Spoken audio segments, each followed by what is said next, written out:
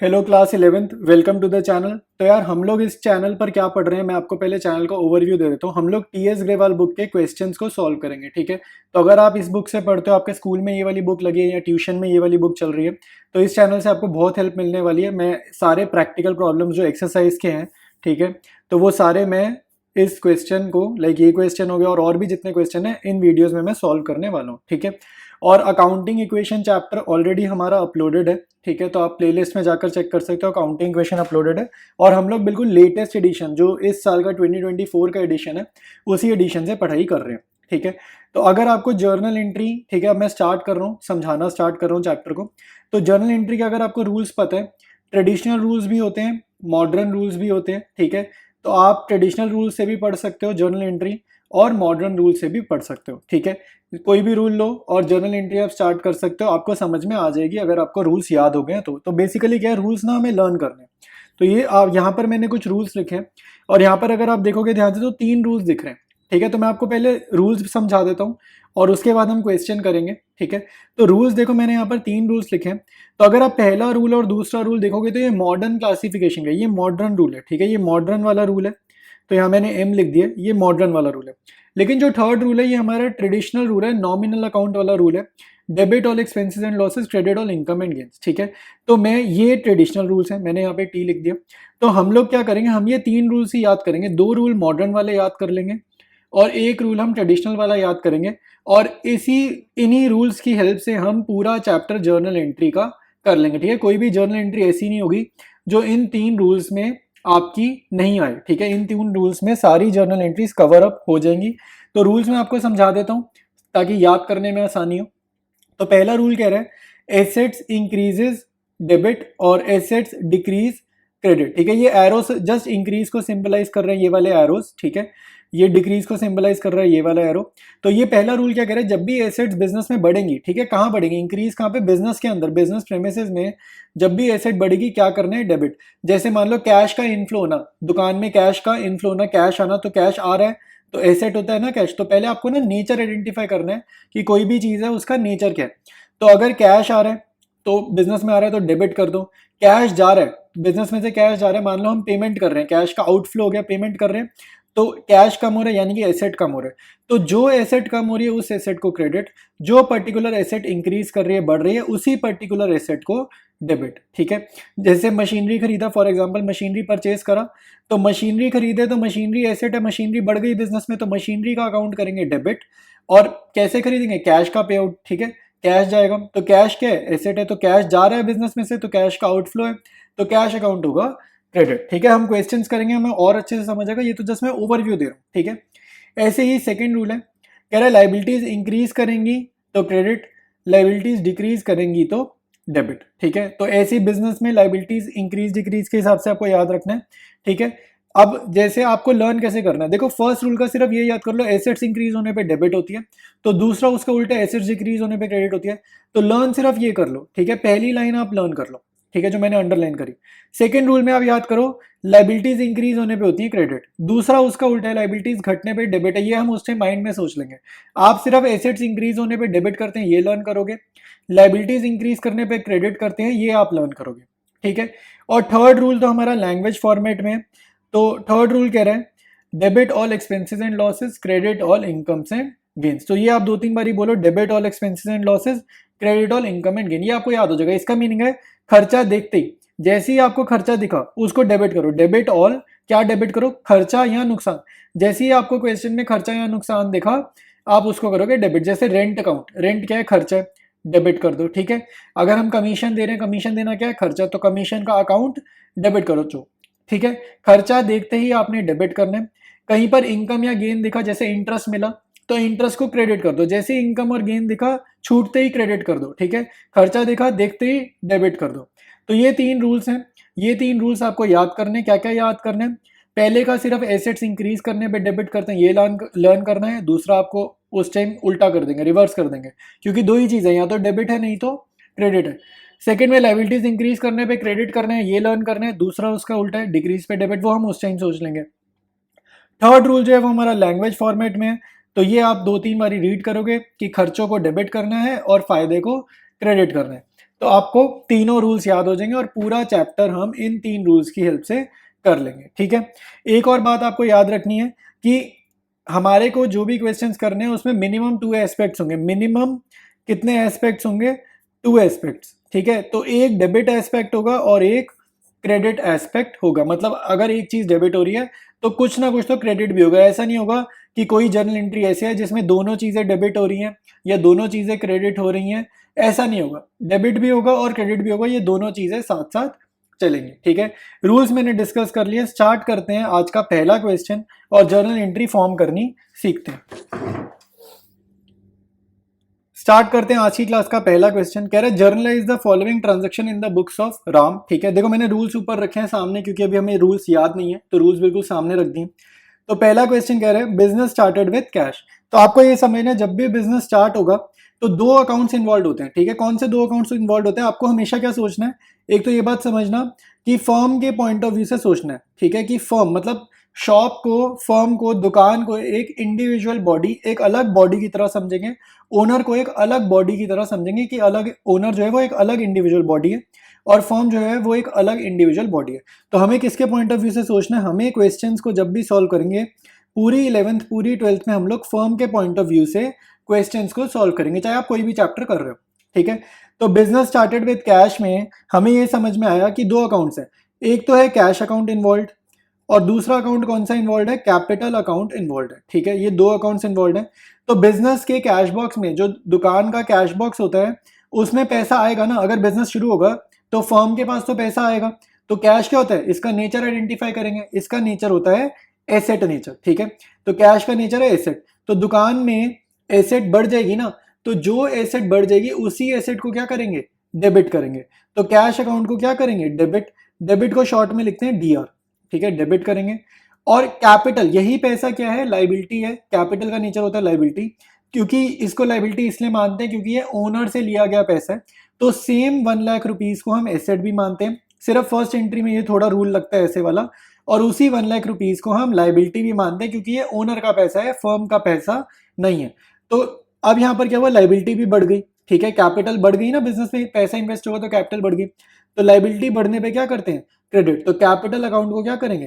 Credit करेंगे। यानी कि कैश अकाउंट डेबिट होगा, कैपिटल अकाउंट क्रेडिट होगा, ठीक है। जर्नल में कैसे लिखना है वो मैं अभी बाद में समझाऊंगा। अभी जस्ट हम क्वेश्चन को डिस्कस करेंगे। आई बात समझ? ठीक है। तो अब आपको देखना है सेकेंड पॉइंट। सेकेंड पॉइंट है गुड्स परचेज फॉर कैश। तो आपको समझना है पहले कि कौन कौन से अकाउंट्स इन्वॉल्व है। गुड्स परचेज फॉर कैश में एक तो हमारे को दिख रहा है परचेजेज अकाउंट, ठीक है। एक हमें दिख रहा है परचेजेज अकाउंट। दूसरा अकाउंट इसमें जो इन्वॉल्व है वो है कैश अकाउंट, ठीक है। क्योंकि क्लियर वर्ड लिखा है कि कैश वर्ड लिखा है, ठीक है, कैश में खरीदा। अब आप सोचो कि अगर हमने गुड्स खरीदे हैं तो गुड्स खरीदना एक तरीके से क्या है? खर्चा है। तो ये हमारा जाएगा debit all expenses and losses वाला रूल में, ठीक है। परचेजेज अकाउंट को हम डालते हैं खर्चों में। सामान खरीदना है, खर्चा है, तो ये खर्चा है, खर्चा देखते ही डेबिट कर दो। तो परचेजेज अकाउंट हो जाएगा डेबिट।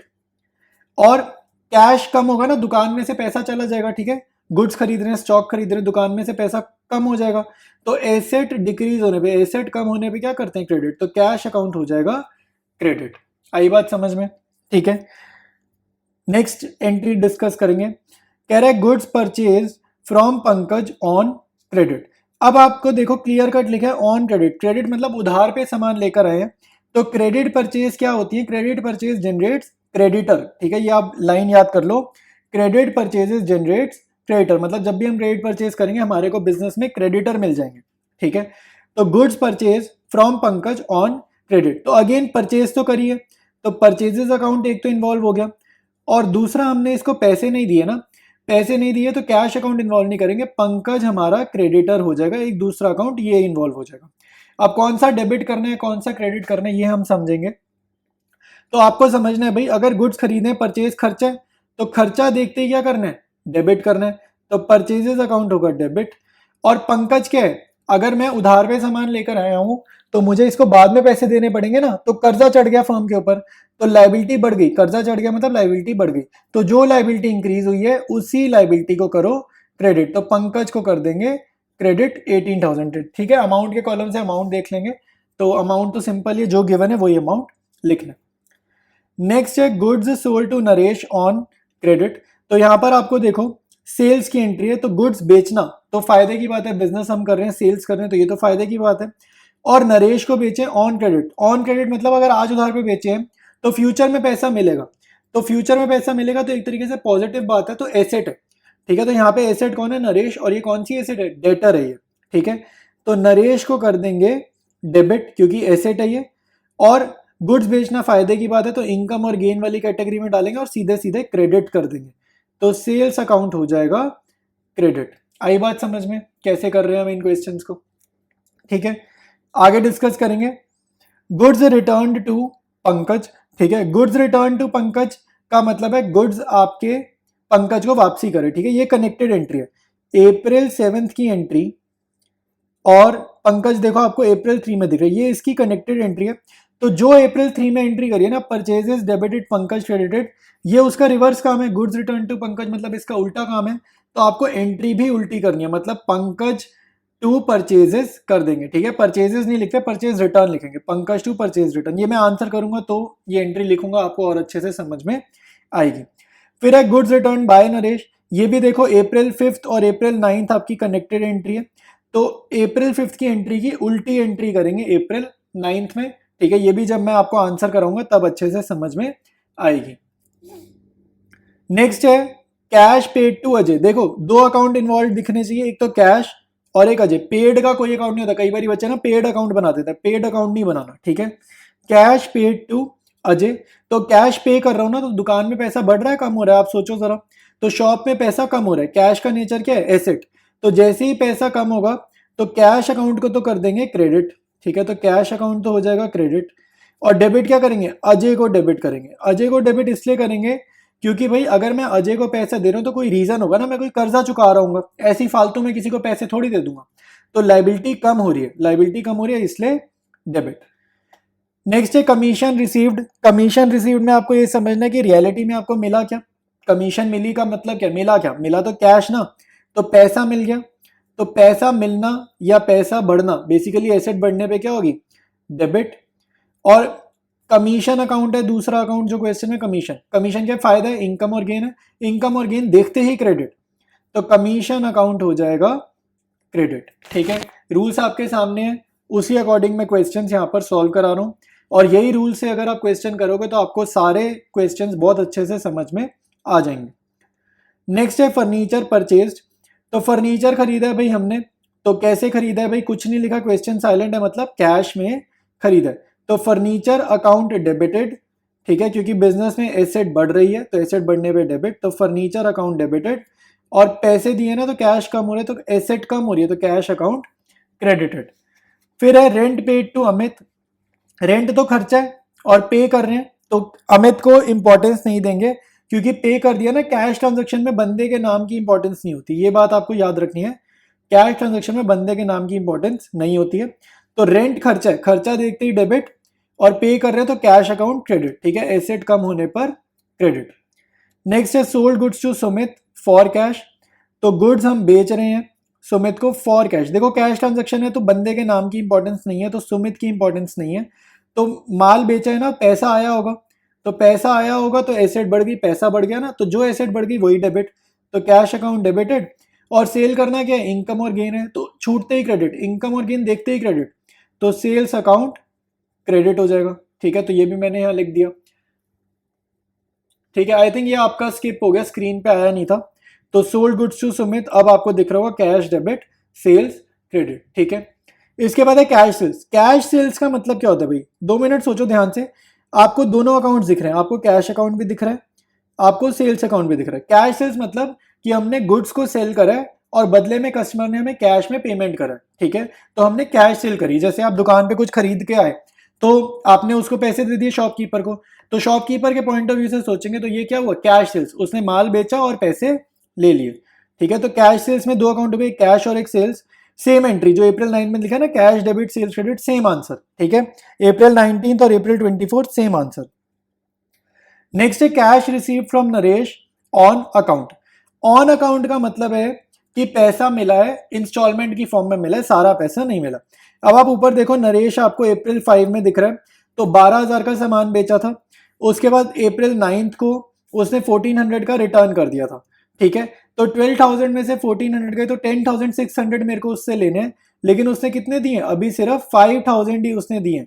तो ऑन अकाउंट मतलब पार्शियल पेमेंट, इंस्टॉलमेंट में पैसा आया, तो पैसा तो आया ना, तो कैश अकाउंट डेबिट, और क्रेडिट क्या होगा, नरेश का अकाउंट होगा क्रेडिट।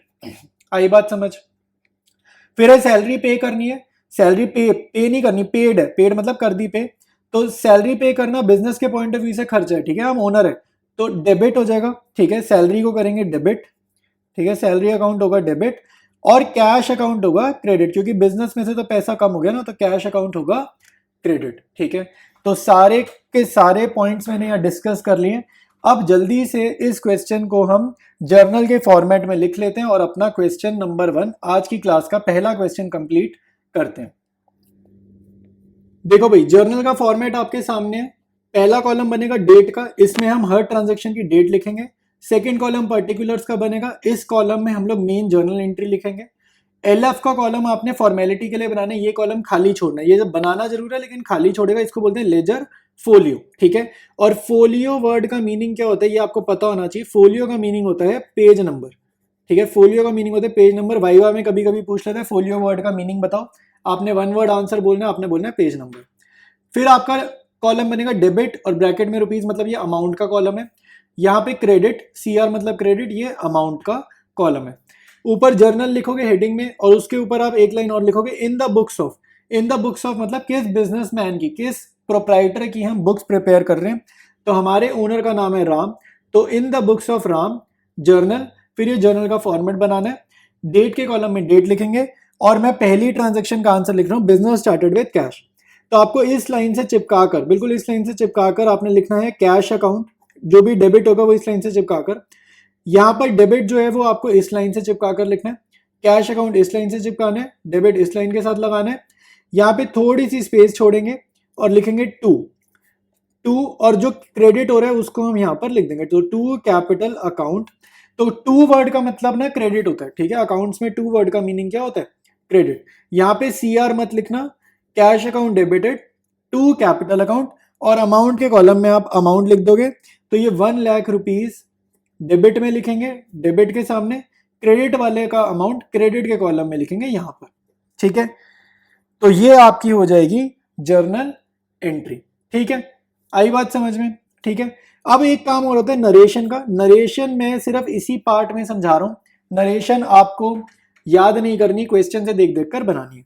तो नरेशन कैसे बनेगी, एक तो हर बारी आपको बीइंग वर्ड से स्टार्ट करना है, ठीक है। नरेशन का मतलब होता है ऊपर जो जर्नल एंट्री लिखी है, ये cash account debited to capital account मतलब जर्नल एंट्री, ये जो जर्नल एंट्री लिखी है इसका आपको थोड़ा सा इंग्लिश में एक्सप्लेन करना है। तो ये क्या हो रहा है, बिजनेस स्टार्ट हो रहा है ना, तो आपको बीइंग वर्ड से स्टार्ट करनी है narration. Being business started with cash, being business started with cash, ठीक है। तो ये हमारी हो जाएगी नरेशन, ठीक है। इसके बाद आप आओगे नेक्स्ट April 2 पे, ठीक है, नेक्स्ट ट्रांजेक्शन पाएंगे, पहली ट्रांजेक्शन, पहली जर्नल एंट्री हमारी हो गई है। कह रहा है गुड्स परचेज फॉर कैश, तो गुड्स परचेज फॉर कैश की एंट्री क्या थी, परचेजेस अकाउंट डेबिटेड, तो परचेजेस अकाउंट डेबिट करेंगे टू कैश अकाउंट, ठीक है, टू कैश अकाउंट। परचेजेस खर्चा है, debit all expenses and losses, business में से पैसा जा रहा है, कैश अकाउंट क्रेडिट, अमाउंट के कॉलम में अमाउंट लिख देंगे 25,000, ठीक है। नेक्स्ट ट्रांजेक्शन थी April 3 की, तो April 3 में क्या था, goods purchase from Pankaj on credit, तो परचेजेस अकाउंट डेबिटेड, ठीक है। ये सारी मैं डिस्कस कर चुका भाई, आपने स्किप करा है तो पीछे जाके चेक करो क्यों डेबिट है क्यों क्रेडिट है, मैंने एक एक चीज समझाई है, ठीक है। Purchases account debited to Pankaj, ठीक है। अब पंकज के साथ अकाउंट लगाना है या नहीं लगाना है, ये आप अपने स्कूल टीचर से कंफर्म करोगे कि बंदे के नाम, पर्सनल बंदे का नाम के साथ अकाउंट लगाना है या नहीं लगाना, स्कूल टीचर आपको बताएंगे, क्योंकि कुछ स्कूल्स में लगवा देते हैं, कुछ स्कूल्स में नहीं लगवाते। पर्सनल की बात करो, पंकज, राम, श्याम, इंसान का नाम के साथ अकाउंट लगाना है या नहीं लगाना, ये मैं आपसे बात कर रहा हूं, ठीक है। तो अमाउंट के कॉलम में अमाउंट लिखेंगे 18,000। नेक्स्ट है goods sold to Naresh on credit, ठीक है। तो ये एंट्री क्या होगी, नरेश टू सेल्स, नरेश हमारा डेबिट होगा क्योंकि डेटर है, फ्यूचर में पैसे मिलेंगे, और सेल्स अकाउंट क्रेडिट होगा, credit all income and gain वाले रूल से, ठीक है। तो नरेश टू सेल्स 9,000। नेक्स्ट है April 7 goods return to Pankaj. अब आप ध्यान से देखो भाई, ये एंट्री आपको दिख रही है परचेजेस टू पंकज, तो April 7 और अप्रैल 3, ये दोनों एंट्रीज इंटरकनेक्टेड है।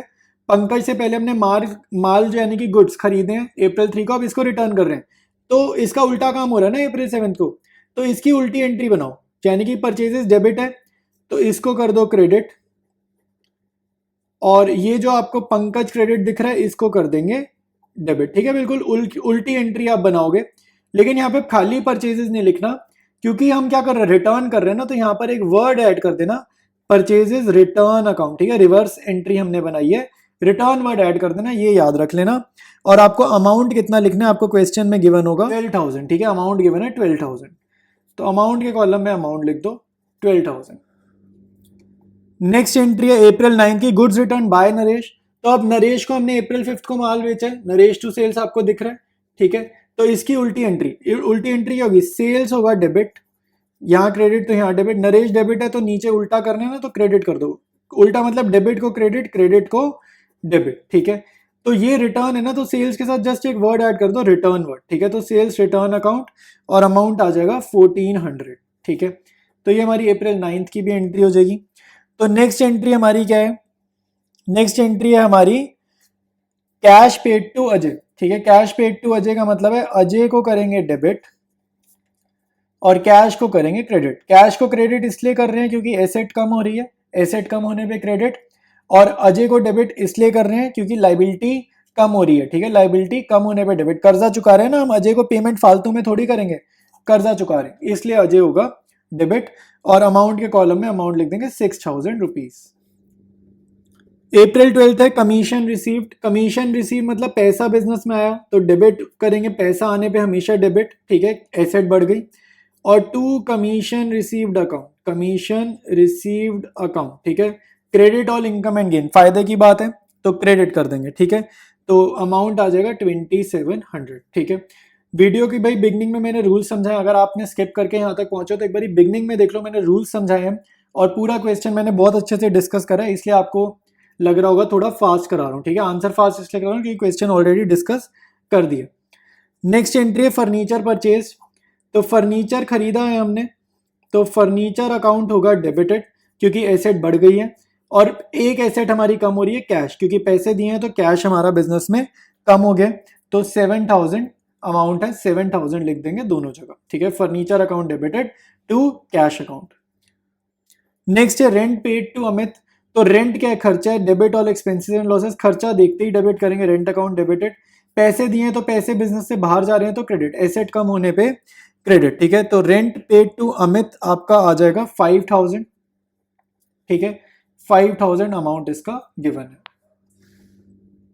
नेक्स्ट है April 19, sold goods to Sumit for cash. Cash sales है, cash account debited to sales account. ठीक है, कैश डेबिट क्योंकि बिजनेस में पैसा आया, एसेट बढ़ने पर डेबिट, और सेल्स क्रेडिट क्यों, क्रेडिट और इनकम एंड गेन्स। ठीक है, फायदा होते ही क्रेडिट कर दो, फायदे वाली चीज को क्रेडिट कर देंगे। ठीक है, तो अमाउंट हो जाएगा इसका 6,000। ठीक है, उसके बाद April 24 cash sales, same entry, ये जो लिखा है ना same entry, cash account debited to sales account, same entry क्योंकि कैश सेल्स का मतलब यही होता है, तो cash account debited to sales account, और अमाउंट के कॉलम में अमाउंट लिख देंगे 7,000 रुपीज। ठीक है, तो ये 7,000 हो जाएगा। इसके बाद आपको है अप्रैल 30, तो अप्रैल 30 में गिवन है cash receive from Naresh on account. तो बिजनेस में जब भी पैसा आएगा, एसेट बढ़ने पर डेबिट, बिजनेस में पैसा आएगा तो डेबिट, बिजनेस से पैसा बाहर जाएगा तो कैश अकाउंट क्रेडिट। ठीक है, तो cash account debited to Naresh. ठीक है, नरेश से पैसा आया और अमाउंट आ जाएगा 5,000।